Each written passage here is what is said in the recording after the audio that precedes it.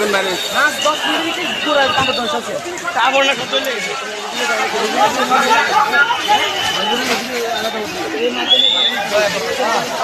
নামিম রে এই না খেলা ঘর সামনে খেলা এটা ভিতরে আগুন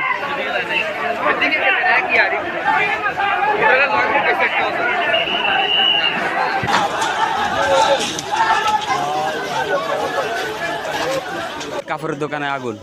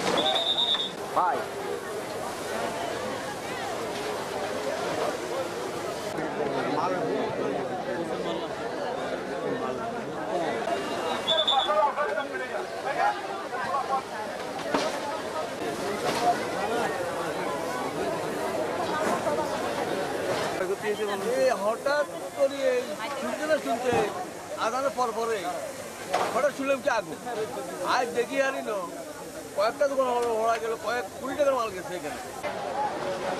আমাদের এই মজুসুদ্দিন হাট আজ সকাল 6টা বাজে আমরা শুনছি আগুন লাগছে কাপড় দোকানের এখান থেকে। আমার পিছনে যে দোকানগুলো আছে ওগুলো সম্পূর্ণ প্লাস্টিক কাপড় একটা বাজারের যে মূলধনের যে জিনিসগুলো সেগুলোই এই জায়গা থেকে শুরু হয় এবং বড় বিজনেসগুলো আমাদের এই গল্লিতেই আছে। আমরা অত্যন্ত দুঃখিত এবং প্রাকান্ত শোকাহত যেভাবে আজকে মজুসুদ্দিন বাজারে এই ক্ষতিগ্রস্ত হয়েছে এটা তো আমরা আসলে কোনোভাবে মেনে নিতে পারছি না। আমাদের ব্যবসায়ীরা ক্ষতিগ্রস্ত এক দোকানে কাপড় দোকানগুলো এখানে যে শাড়ি ছিল প্রত্যেকটা দোকানে কোটি কোটি টাকার মাল ছিল। যে অবস্থা আমরা মেবি আমাদের তো হিসাব নাই, আমরা ধারণা করতেছি যে আমাদের মেবি 15-20 কোটি টাকার ক্ষতি হতে পারে। আমরা ফায়ার সার্ভিস লক্ষ্মীপুর ফায়ার স্টেশনে সংবাদ প্রায় 6টা 20 মিনিটের সময় মধুচৌধুরীর ঘাটে আগুন লেগেছে। আমরা সাথে সাথে যেহেতু মধুচৌধুরীর ঘাট এই এলাকার একটা জনবসিত এবং ব্যবসায়িক এলাকা, ঘাট এলাকা, সবসময় মানুষজন এবং ব্যবসা প্রতিষ্ঠানের সাথে সাথেই লক্ষ্মীপুর ফায়ার স্টেশনের প্রথম কল পানিবাহী গাড়ি এবং দ্বিতীয় কল টানা গাড়ি আমরা টান আউট দিই। আমরা গ্যাস করে পথের মধ্যেই দেখতে পাই আগুনের লেলিহান ধোঁয়া অনেক দূরে, প্রায় ওখান থেকে 4 মাইল দূর থেকে। তখনই আমরা সাথে সাথে আরও কল দিই, রায়পুরকে কল দিই।